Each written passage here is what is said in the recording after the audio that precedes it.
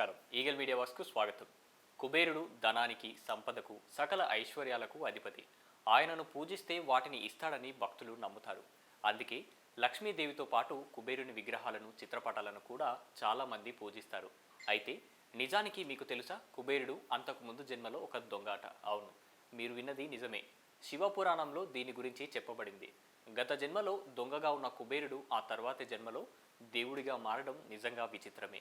అందుకు గల అసలు కారణాలేమిటో ఇప్పుడు తెలుసుకుందాం. కుబేరుడు పూర్వజన్మలో చాలా పేదవాడు. అతని పేరు గున్నిది. ఒకానొక దశలో తినేందుకు తిండి కూడా అతనికి లభించలేదు. దీంతో అతను దొంగగా మారాడు. అయితే ఒకసారి ఒక ప్రదేశంలో ఉన్న శివాలయంలో పెద్ద ఎత్తున బంగారు నగలు, రత్నాలు, ఇతర ఆభరణాలు ఉండడాన్ని గున్నిది చూశాడు.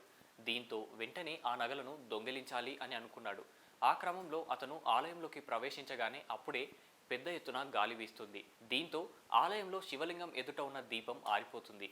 దీపం ఆరిపోవడాన్ని గమనించిన గున్నిది దాన్ని వెలిగించేందుకు యత్నిస్తాడు. అయితే ఎంత వెలిగించినా ఆ దీపం వెలగదు.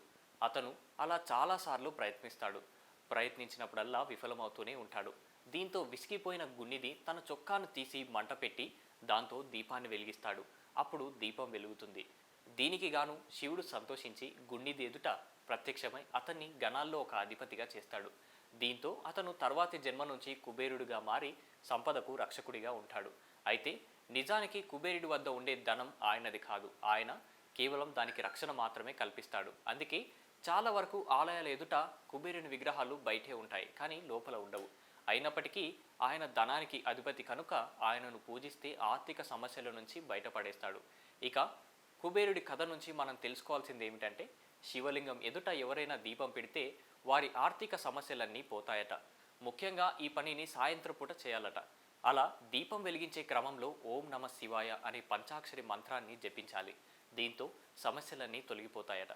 ఈ వీడియో మీకు నచ్చినట్లయితే లైక్ చేయండి, షేర్ చేయండి, కామెంట్ చేయండి, సబ్స్క్రైబ్ చేయండి. Thanks for watching. Like and subscribe Eagle Media Works.